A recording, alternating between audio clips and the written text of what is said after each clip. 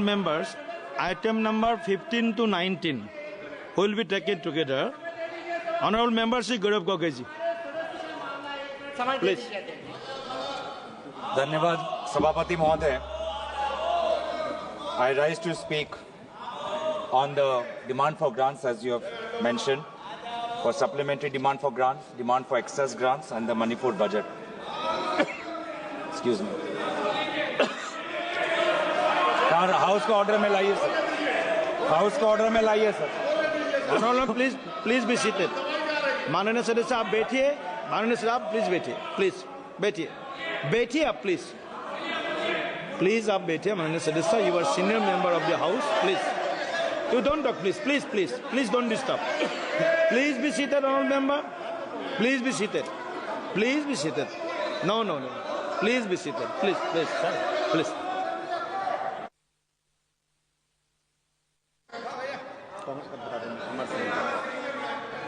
Hello सभापति महोदय, मैं दोबारा प्रारंभ करता हूं. मैं दोबारा अभी से प्रारंभ करता हूं कि आज मैं खड़ा हूं supplementary demand for grants, demand for excess grants और मणिपुर के बजट के संदर्भ में बोलने के लिए. जो सप्लीमेंट्री ग्रांट्स का जो दूसरा बैच आया है उसमें लगभग 52 ग्रांट्स और 3 अप्रोप्रिएशंस हैं.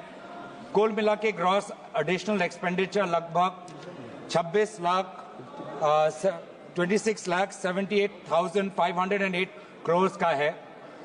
जो नेट एडिशनल स्पेंडिंग गवर्नमेंट का होगा वो लगभग ₹51,462 करोड़ का होगा. इसमें से largest allocation defence pension, communications, finance और एग्रीकल्चर स्कीम्स और फर्टिलाइजर सब्सिडीज पर है.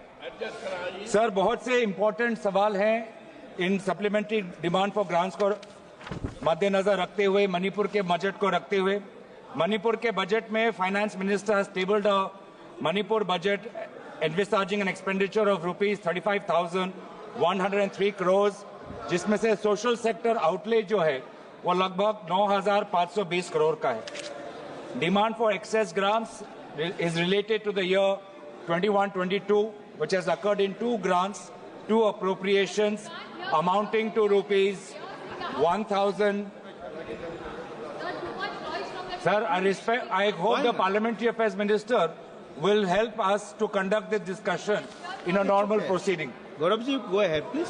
Sir, मैं आपको दोबारा बोलना चाहता हूं कि ये सप्लीमेंट्री डिमांड्स फॉर ग्रांट्स आए, उसको लेकर हम चर्चा करेंगे. लेकिन आज जो विषय है देश के सामने वो बहुत गंभीर है और बहुत अफसोस की बात यह है कि ये पूरा सरकार आज सिर्फ हेडलाइंस को कैसे नियंत्रित करे उस पे ज्यादा जोर दे रहे हैं. पूरा सरकार भाषणों पे ज्यादा निर्भर है. पूरा सरकार चाहता है कि पूरा देश उनके भाषणों, उनके इवेंट मैनेजमेंट, उनके हेडलाइंस पे ध्यान दे और वास्तविक जो स्थिति है उस पे उनका ध्यान न जाए. उसका प्रेम. Deputy leader of the house opposition is आपका नहीं, उधर आपका देखिए पीछे बैठिए सब लोग. Noises coming from Treasury bench. Okay, both noises are coming from Treasury bench. We've been asking you to please restrain the Treasury bench. Please. I can hear the Treasury bench more than my colleagues. We are all hearing the Treasury bench. The House Congress Party is speaking. We are only hearing the Treasury bench till now. Please go ahead. Okay, please go ahead. Please resolve your issue. The example, I want to give the example of Manipur. Manipur, सभापति महोदय, 2000 आज से लगभग 21 महीने पहले जब no confidence का motion आया, उस नो कॉन्फिडेंस के मोशन में आदरणीय प्रधानमंत्री ने क्या कहा था? आदरणीय प्रधानमंत्री ने कहा था कि शांति मणिपुर में निकट है, बहुत जल्द ही शांति आने वाली है. यह आज से 21 महीने की पहले की बात है. लेकिन आज हमने फरवरी 13, 2025 को क्या देखा कि आर्टिकल 356 मतलब राष्ट्रपति शासन मणिपुर में लागू हो. सर, ये हमारे देश के लिए बहुत ही संवेदनशील मामला है और मैं चाहूंगा क्योंकि प्रधानमंत्री मोदी जी ने खुद 2023 के नो कॉन्फिडेंस अविश्वास प्रस्ताव में स्वयं कहा कि शांति निकट है, मणिपुर में शांति आने ही वाली है। तो पहले प्रधानमंत्री हमको बताए कि राष्ट्रपति शासन लागू क्यों हुआ, और प्रधानमंत्री हमको बताए कि वो आज तक मणिपुर क्यों नहीं गए। मणिपुर क्यों नहीं गए? एक मिनट, अभी सर मणिपुर का बजट, अभी एक मिनट, अभी एक मिनट, मैं आपको एक मिनट, आप प्लीज बैठिए, एक मिनट बैठिए। आपको मैंने कहा प्लीज बैठिए, आप कहना सब कहना, बैठिए, पहले बैठिए, एक मिनट बैठिए। मेरा माननीय सदस्यों से आग्रह है कि वह व्यापक चर्चा करें। अभी राष्ट्रपति अभिभाषण के विषय पर जब होगा, उस विषय पर भी चर्चा होगी, उस समय भी आप उस वक्त, अभी हमें कोशिश करना चाहिए कि हम बजट के परिप्रेक्ष्य में ही चर्चा करें। जी, मणिपुर का बजट, मणिपुर के विधानसभा में क्यों चर्चा नहीं हो रहा? और आज भी विधानसभा की स्थिति क्या है? चंदन जी, आज भी विधानसभा की स्थिति क्या है? आज वहां पे हमको पता है कि स्टेट असेंबली डिसॉल्व हुआ है या स्टेट असेंबली सस्पेंडेड एनिमेशन में है। हम तो चाहते हैं कि आज केंद्रीय गृह मंत्री चर्चा में भाग ले और हमें बताए कि विधानसभा की स्थिति क्या है। गृह मंत्री को आज मणिपुर में जो राष्ट्रपति शासन हुआ है उसकी नैतिक जिम्मेवारी लेनी पड़ेगी। और मैं आदरणीय गृह मंत्री से आवेदन करता हूं कि आज जो मणिपुर में उनकी जो विफलता हुई है उसके संदर्भ में अपना राजधर्म पालन करें, अपना राजधर्म पालन करें। जब आज से 2 साल पहले, अभी वित्त मंत्री, आज से 2 साल, मैं आपको देख के वो बोल रहा हूँ, आज से 2 साल पहले बताओ, वो विषय है जब बताना उनको। आज से 2 साल पहले जब मणिपुर में अशांति का वातावरण हुआ था तो गृह मंत्री वहां जाके बोले कि मैं जल्द वापस आऊंगा, मैं जल्द वापस आऊंगा। उन्होंने कहा था, आप रिकॉर्ड पूछ लीजिए। 2 साल हो गए, गृह मंत्री भी नहीं गए वहां पर। सर इसीलिए मैं चाहता हूं कि गृह मंत्री अपनी नैतिक जिम्मेवारी ले, प्रधानमंत्री वहां पे जाए। बंदूक के दम पर उत्तर पूर्वांचल में शांति नहीं आएगी सर। बंदूक के दम पर, पुलिस पेट्रोलिंग के दम पर मणिपुर में शांति नहीं आएगी। अगर वास्तविक में शांति चाहिए तो मणिपुर के लोगों को बोलने दो। वास्तविक में शांति चाहिए तो मणिपुर के लोगों को सुनने का धैर्य आपके पास होना चाहिए। उनकी राजनीतिक आकांक्षाएं क्या है, उनके मन में भय क्या है, उनके मन में डर क्या है, उसकी सुनने की ताकत आपके पास होनी चाहिए। सर ये बार बार अगर ऐसे सदन चलेगा सर, ये ऐसे सदन चलेगा सर,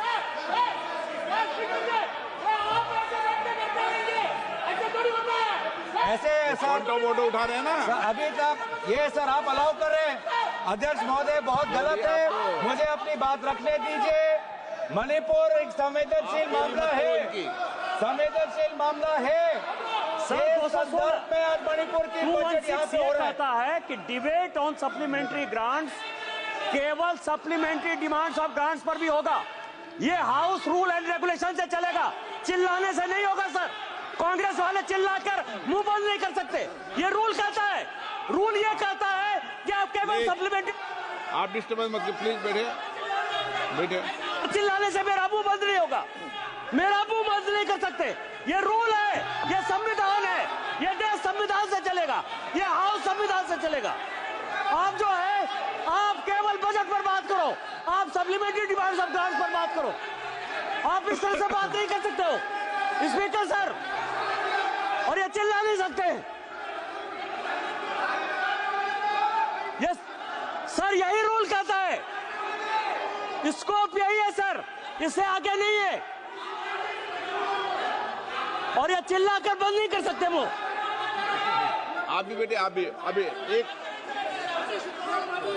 आप सुनिए एक मिनट, आप भी बेटे, आप भी एक, हाँ मैं आपको वो कट आपका कट कर, हाँ मैं टाइम दूंगा आपको। मैं आपको स्पष्ट कर दूं कि सदन नियम और प्रक्रियाओं से चलता है और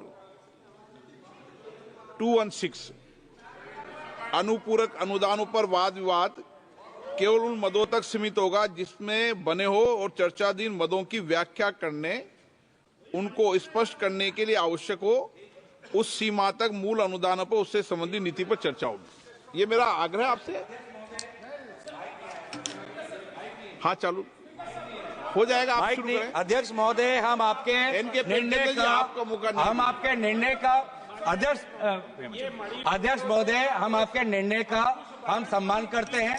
आपने जिस कानून का उल्लेख किया वो सप्लीमेंट्री ग्रांट्स पे के संदर्भ में है, लेकिन आपने अनुमति दी है कि मणिपुर के बजट को भी क्लब कर दिया है, तो इसीलिए मैंने मणिपुर के बजट में क्यों यहाँ पे आया है वो संदर्भ में मैं यहाँ पे बात कर रहा हूँ।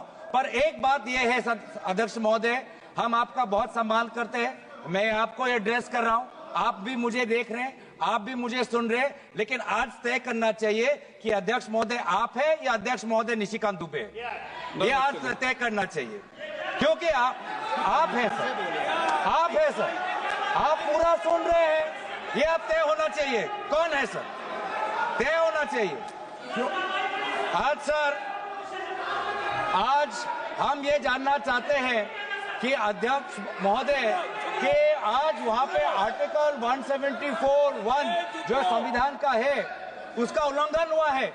आर्टिकल 171 एक मिनट, मैं आपको सम्मान कर रहा हूं, उनको क्यों धक्के पर सदस्य, मैं आपको सम्मान करता हूं, आई रिकॉग्नाइज यू। माननीय सदस्य प्लीज प्लीज एक मिनट, माननीय सदस्यगण प्लीज एक मिनट प्लीज। मैंने उनको एक मिनट बेटे मैंने उनको पॉइंट ऑफ ऑर्डर पर बोलने की परमिशन दी थी। जब वो बोले, मैं आपसे नियमों के तहत अपेक्षा कर रहा हूं, बाकी तो सदन में बोल सकते हैं, लेकिन ये अपेक्षा रहती है कि नियमों के तहत बोले।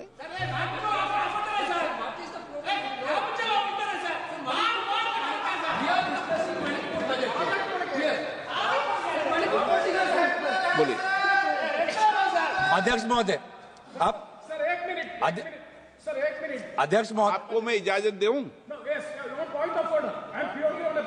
नो, अभी मैंने इजाजत नहीं दिया। अध्यक्ष महोदय, मैं दोबारा कहना चाहता हूं कि उत्तर पूर्वांचल एक संवेदनशील क्षेत्र है, भारत की सीमा से जुड़ा हुआ है, लोगों की संवेदनाएं वहां पे हैं। आपने पिछले 2.5 साल से बंदूक के दम पर शांति लाने की कोशिश की है, आप विफल रहे हैं। ये बंदूक के दम पर शांति लाना, ये व्यवस्था बंद करिए, मणिपुर के लोगों के साथ बात करिए। प्रधानमंत्री मोदी जी मणिपुर में जाएं, लोगों की क्या मन में क्या भय है उसको सुने। एक राजनीतिक रूप से ही मणिपुर में शांति आ सकता है, हम सकारात्मक रूप से यहाँ पे आप सुझाव दे रहे हैं। दूसरी बात यह है कि सर, जब भी कोई मुद्दा महत्वपूर्ण देश का आता है तो प्रधानमंत्री मोदी जी गायब हो जाते हैं। आप हाल ही में मत करिए, आप देखिए, ठीक है, आप एक मिनट प्रधानमंत्री मोदी जी से हम और अपेक्षा करते हैं, शांत हो जाते हैं, शांत हो जाते हैं। माननीय जब प्रधानमंत्री, एक माननीय प्रधानमंत्री जी जब पहले भी सदन के अंदर चलते सदन में पूर्व के प्रधानमंत्री जी भी गए हैं, और जब भी माननीय प्रधानमंत्री जाते हैं सदन को सूचित करते हैं, मुझे सूचित करते हैं, और उसके बाद प्रधानमंत्री जी हमेशा सदन को सूचित करके ही जाते हैं। आप टिप्पणी करें जो ठीक नहीं है। हम प्रधानमंत्री का सम्मान करते हैं और प्रधानमंत्री का सम्मान करते हैं, लेकिन इसमें जब हम वर्तमान प्रधानमंत्री का सम्मान करते हैं तो बार बार पूर्व प्रधानमंत्री पे ये लोग अपमानजनक शब्द क्यों करते हैं और उनके बातें रिकॉर्ड पे क्यों आते हैं, इसका भी आप बाद में सोचिए सर। हम सभी प्रधानमंत्री वर्तमान और पूर्व प्रधानमंत्री को सम्मान करते हैं, लेकिन जब भी ट्रेजरी बेंच से अपमानजनक शब्दों का व्यवहार होता है बार बार रिकॉर्ड पे आता है सर, और हमारे तो रिकॉर्ड में रहेगा पता नहीं सर, कल पता चले। लेकिन जहां पर वित्त मंत्री कुछ मैम सर, यस, एक मिनट बोल you said something very profound. You said something very profound. You said something very, very profound. I'd like to add to it. Sir, with due respects, it was music to my ears to hear a leading member of the opposition party say that they सम्मान करते हैं प्रधानमंत्री जी को. And quickly to add, when Treasury talks about previous prime ministers, they speak not in सम्मान जनक language.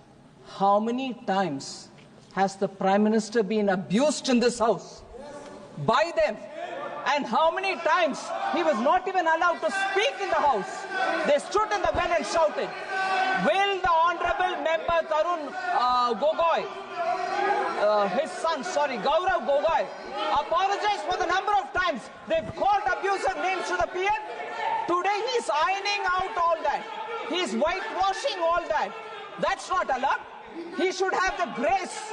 He should have the grace to admit that they have abused the Prime Minister. It was wrong and they shall not do it again.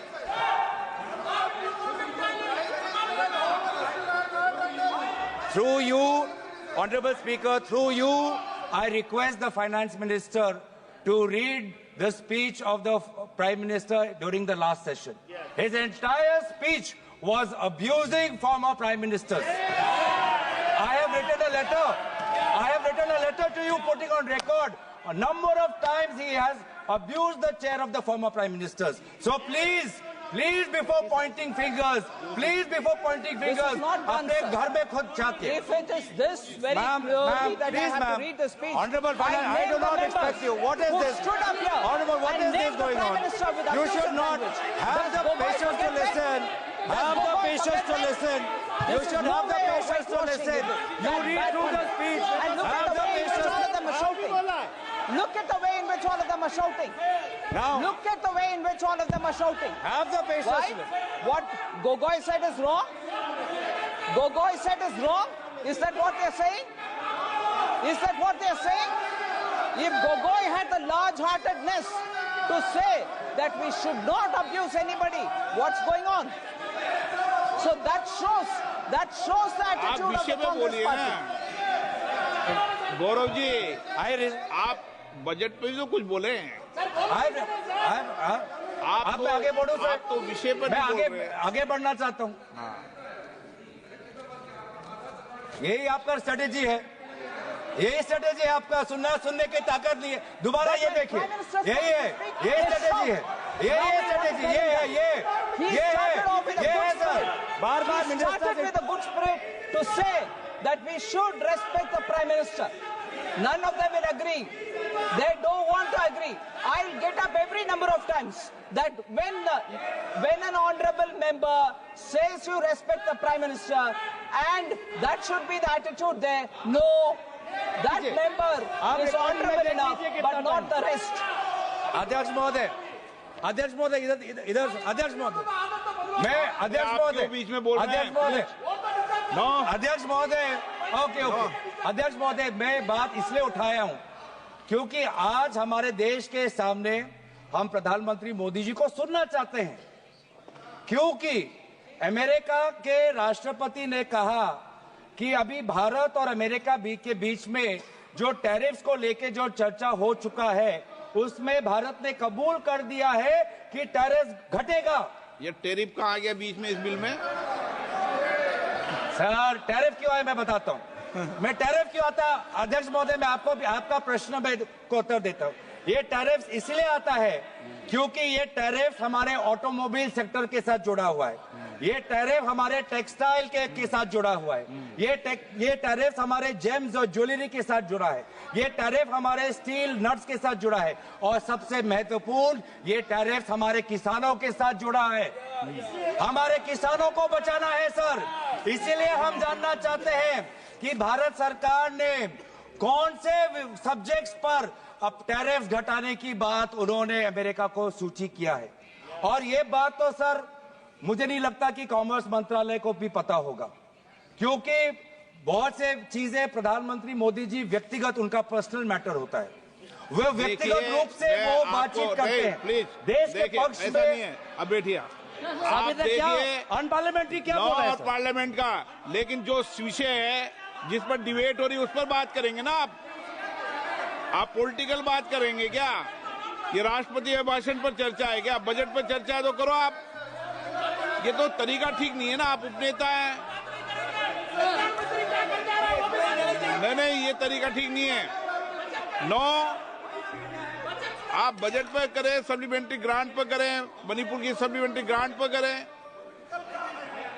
हाँ, mic बंद हो जाएगा। ऐसे sir, हमें बोलोगे तो। किसानों की बात करनी है, ऑटोमोबाइल सेक्टर में जो काम करते हैं वो बात करनी है, टेक्सटाइल्स के सेक्टर में जिन लोगों की रोजगार मिलती है उसकी बात करनी है। तो सर उसके हित में हम बोल रहे हैं कि कौन से क्षेत्र में टैरिफ्स घटा है, ये बात हमें प्रधानमंत्री मोदी जी बताएं, क्योंकि बहुत से मामलों पर वो व्यक्तिगत रूप से करते हैं नेगोशिएट। राफेल के मामलों में व्यक्तिगत रूप से उन्होंने नेगोशिएट किया।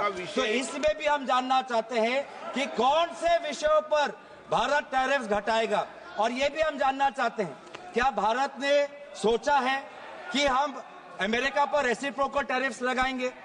क्या भारत ने ये सोचा है? देखिए माननीय सदस्य, मैं आपको फिर बोल रहा हूं, नहीं तो मुझे टोकना पड़ेगा। सदन नियम प्रक्रियाओं से चलेगा। 2-6 में क्लियर नियम प्रक्रिया है। मैं आपको बार बार आग्रह कर रहा हूं और बार बार विषय को डाइवर्ट करते हैं और आप फिर कहेंगे मुझे बोलने नहीं दिया। सदन तो नियम प्रक्रियाओं से चलेगा। बोलिए, लेकिन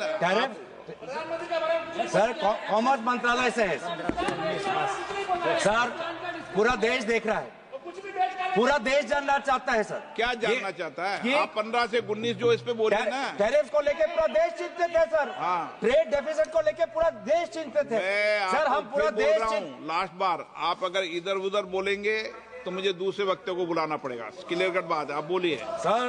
पूरा देश देख रहा है सर। हाँ, ठीक है। सदन तेरा देश देख रहा है। नियमों से चलेगा, चले नियमों से चलेगा। सदन पूरा देश देख रहा है। से चलना है, बोलिए तो ठीक। सदन पूरा देश नहीं बोलने देंगे सर। बार बार ऐसे उदाहरण आते हैं, बार और आप बीच में डिस्टर्ब मत कीजिए। बार ऐसे उदाहरण आते हैं कि सरकार एक कदम लेती है और फिर 2 कदम पीछे जाती है। उसका एक और उदाहरण है sovereign gold bonds. Sovereign gold bonds ये सरकार ने 2015 में लाए। 2015 में ये सरकार ये सॉवरेन गोल्ड बॉन्ड्स इन्होंने शुरुआत की, और अभी हाल की बजट में जब इनका पूरा ये स्कीम फियास्को हो गया, पूरा स्कीम फ्लॉप हो गया, अब ये स्कीम को बंद करना चाहते हैं। क्यों? क्योंकि इनका मंशा ये था कि बाहर से जो गोल्ड का इंपोर्ट आता है वो घटना चाहिए। इनका प्रेस रिलीज में यही सरकार का ये था जब सॉवरेन गोल्ड बॉन्ड्स आया। अब मैं जानना चाहता हूं आदरणीय वित्त मंत्री से कि sovereign gold imports since 2016 is it gone up or has it gone down? Which one of your objectives of the sovereign gold bond scheme have you achieved? We want to know. You got the sovereign gold bond scheme thinking that government borrowings, it will help government borrowings. But now your liabilities are such that even in this budget you have to pay around 8,900 crores, and in a few years from now the government liabilities has exceeded by 930%, and you have to pay close to 1 lakh crores, and that is why close to 67 tranches of sovereign gold bond payments have been withheld by this government. And this shows, again, that in this government they only care about headlines, they only care about speeches, they only care about optics. They don't know what is happening on the ground. They don't know what is happening on the ground. अब बात आती है GST की। GST बोल सकते हैं ना sir? अभी वित्त मंत्री ने दोबारा कहा कि ma'am please have the patience ma'am, you can say all of this in your reply, ma'am. Please, ma'am, you hear your speakers also. You hear when your speakers come, you tell them also the same thing. Please tell them the same thing. Please tell them the same thing. Now, I'm telling, if I'm saying anything which is not related to finance economy, you tell. Now in GST, caramel popcorn alag, non-caramel popcorn alag. Now GST में सर, former chief of economic adviser, इन्हीं के सरकार के time में former chief of economic adviser ने कहा है कि सिर्फ रेट कट से नहीं होगा, आपको जीएसटी स्ट्रक्चर में सुधार लाना है। लगभग 100 रेट है, इतने सारे सेसेस है, मल्टीपल टैक्स स्लैब्स है। आज तो सर आप हैरान होंगे ये जानने पर, आज मंदिर पर भी जीएसटी है।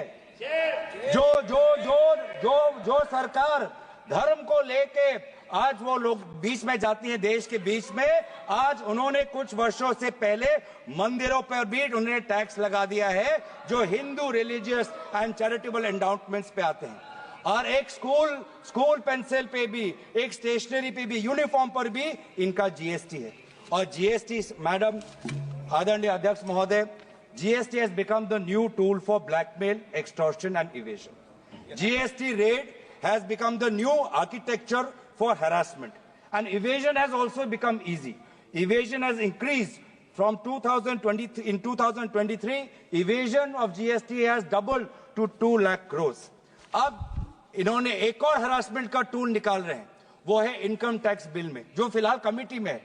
लेकिन इनकम टैक्स बिल में एक प्रावधान है कि आज एक इनकम टैक्स ऑफिसर आपके मोबाइल फोन में, आपके कंप्यूटर में पूरा वो चीजें देख सकता है, पूरा सोशल मीडिया आपको देख सकता है।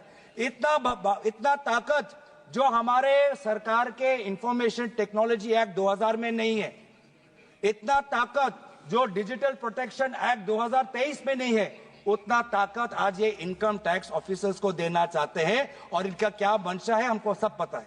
Income tax is just the way they are using it is harassing people, harassing shopkeepers, harassing small traders, harassing small businessman.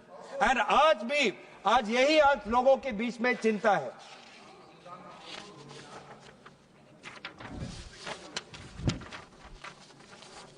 धन्यवाद सर। तो एक और उदाहरण देता हूं कि क्यों ये भाषण पे कितना ये निर्भर है। और इनके भाषण जमीन से इनका कोई ताल्लुकात नहीं। भाषण में बोला कि सर कि मैन्युफैक्चरिंग को जीडीपी का 25% बनाना है। कभी मेक इन इंडिया की बात करते हैं, कभी पीएलआई की बात करते हैं, कभी शेयर दिखाते हैं। हाँ, हेडलाइन उन्होंने मैनेज किया सर। जो World Bank ease of doing business है उसमें तो हेडलाइन मैनेज हो गया। उसमें इंडिया का रैंक 2014 में 142 था, वो 2019 में जाके 63 आपने इंप्रूव किया। माना ये रैंकिंग आपने कर दिया। लेकिन मैन्युफैक्चरिंग का वास्तविक स्थिति क्या है कि there has been a drop in the value added manufacturing in GDP. In 2010 manufacturing was 17% of the GDP, today it has drop to 12.9%। ये है वास्तविक स्थिति। इतना ईज ऑफ डूइंग बिजनेस को मैनेज करने के बाद भी मैन्युफैक्चरिंग आज घटा है as a percentage of GDP. Private sector investment आज घटा है। आज प्राइवेट सेक्टर इन्वेस्टमेंट कहां पे होना चाहिए सर? उन क्षेत्रों में, उन सेक्टरों में जहां पे हमारे लोगों को मजदूरी मिलती है, रोजगार मिलता है। वो सेक्टर्स क्या है?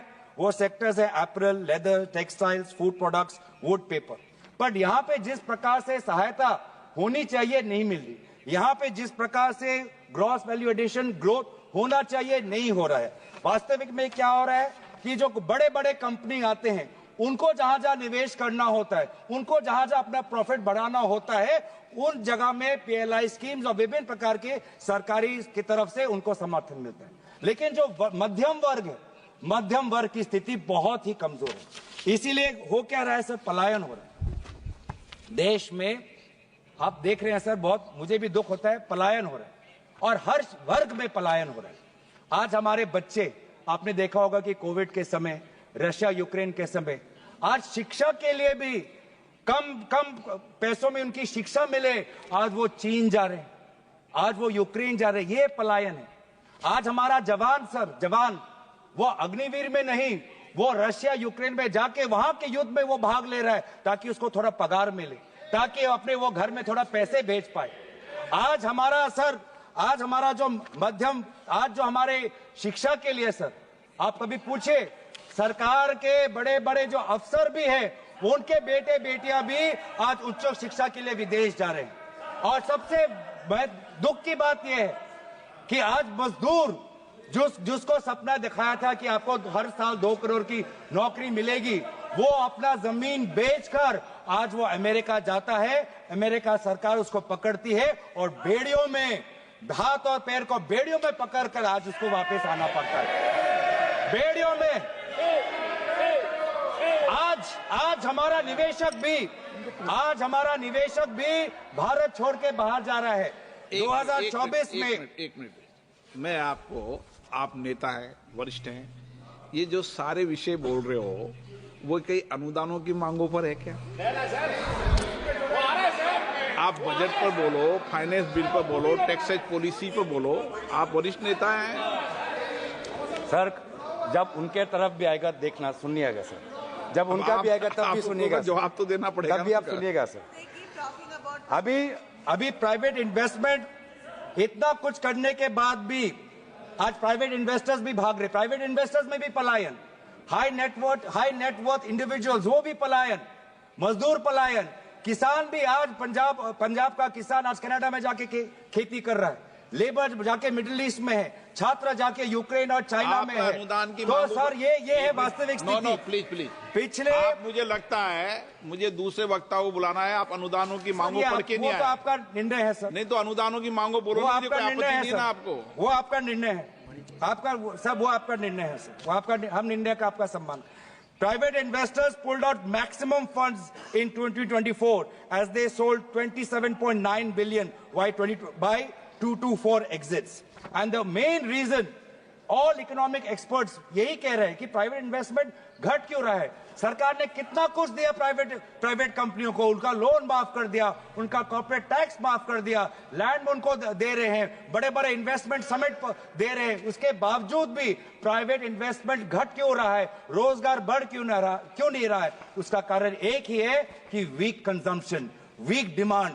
जब पेट पे लात पड़ती है, जब हर चीज पे जीएसटी लगती है, जब महंगाई पूरे महीने के बजट को खा जाती है, तो ये ग्राहक आम आदमी क्या खरीदेगा, बाजार से क्या खरीदेगा, और ये खरीद जो नहीं हो रही उसके कारण आज निवेश घट रहा है। सर इसीलिए मैं चाहता हूं कि आज आप यहाँ पे ये सरकार भाषण और ये हेडलाइन मैनेजमेंट में ये अपने पार्टी के मंच पे ये बात करें, लेकिन सदन के अंदर देश के सामने देश की जो वास्तविक स्थिति है उस पर अब बात रखें। आज सर इनफॉर्मल सेक्टर भी बढ़ रहा है। इनफॉर्मल सेक्टर जहां पे हमारे 85% जो हमारे लेबर आज इनफॉर्मल सेक्टर में है, आज वो इनफॉर्मल सेक्टर में भी मैन्युफैक्चरिंग की जगह नहीं है।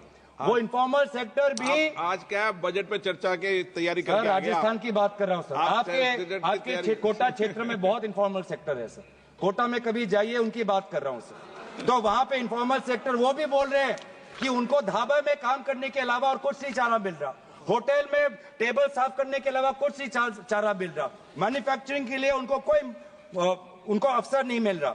The share of manufacturing sector in the total number of informal enterprises fell from 31% in 2015 to 27.4% in 23-24।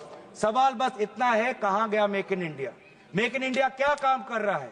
Make in India से आपने मैन्युफैक्चरिंग ना बढ़ा पाए हैं, ना मेक इन इंडिया से आप इनफॉर्मल सेक्टर में मैन्युफैक्चरिंग और बढ़ा पाए हैं, ना मेक इन इंडिया से आपने लोगों को और रोजगार देने की बात की। तो सर गौरव जी कुछ अनुदानों की मांगों पर बोल लो। बस डिफेंस पे आता हूं सर, आपने ठीक कहा, डिफेंस पेंशन पे डिफेंस सर यहाँ पे अध्यक्ष महोदय कुछ तो बोला नहीं मैंने, आप उनको अनुमति क्यों दे रहे हैं सर? अध्यक्ष महोदय आपने उनको अनुमति दे रहे हैं? आपने अभी मुझे सुझाव दिया है, आपने अध्यक्ष महोदय आपने मुझे बोलने दिया है, तब मुझे मेरी बात को सुनिए, खत्म कर दिया आप। तो यहाँ पे अध्यक्ष महोदय ये जो नया जो सप्लीमेंट्री ग्रांट्स आया है, इस पे यूनिफाइड पेंशन स्कीम की बात की। पूरे हर देश में सरकारी कर्मचारी कह रहा है यूनिफाइड पेंशन स्कीम नहीं चाहिए, हमको पुराना पेंशन स्कीम लाइए। उनकी मांग आज हम सदन के अंदर रख रहे हैं। आज डिफेंस पेंशन, आज सप्लीमेंट्री ग्रांट्स की बात करें, डिफेंस पेंशन का उल्लेख किया गया है, लेकिन डिफेंस पेंशन भी, आज डिफेंस का व्यक्ति भी ये कह रहा है कि कैपिटल इन्वेस्टमेंट जो होना चाहिए वो मात्र 25% है। डिफेंस का टोटल बजट जो आज है अराउंड $79 बिलियन है, जबकि चीन जैसा एक जो देश है, तुलना के तौर पे कह रहा हूं, लगभग $256 बिलियन उनका इन्वेस्टमेंट है। हर दुनिया के हर कोने में विभिन्न देश अपने डिफेंस बजट को बढ़ा रहे हैं, यूके में बढ़ा रहे हैं, जर्मनी में बढ़ा रहे हैं, लेकिन हमारे देश में मात्र 4% रहा है डिफेंस बजट। तो इसीलिए ये अग्निवीर और डिफेंस के पेंशन बजट को ये जो अकाउंटिंग जो करना चाहते हैं, इसको आप परे रखिए। राष्ट्रीय सुरक्षा को एक अकाउंटिंग एक्सरसाइज मत बनाइए। राष्ट्रीय सुरक्षा को अकाउंटिंग और ऑडिटिंग के नजर से मत देखिए।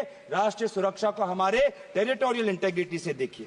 तो सर मैं ज्यादा वक्त आपका नहीं लेना चाहता, आपने बहुत हमें समय दिया है, आपने ये भी देखा कि बहुत से समय सत्ता पक्ष के लोगों ने भी लिया है, तो इसलिए मैं चाहता हूं कि हमारे साथ नाइंसाफी ना हो, हमारे पार्टी को पर्याप्त हमें समय मिले। हम बार बार दोबारा उसी चीज में आऊंगा, क्योंकि मणिपुर का बजट आज क्लब हुआ है। गृह मंत्री को नैतिक जिम्मेवारी लेते हुए अपने राजधर्म का पालन करना चाहिए और प्रधानमंत्री को मणिपुर जाना चाहिए। धन्यवाद। मैं एक सेकंड प्रेमचंद जी, मैं सभी सदस्यों से आग्रह करूंगा कि मैंने कई बार गौरव गोगोई जी को कहा, हम कोशिश करें, प्रयास करें कि जिन विषयों पर सदन में चर्चा हो उन विषयों के इर्द गिर्द ही अपने विषय को रखे तो उचित रहेगा। विप्लव देव जी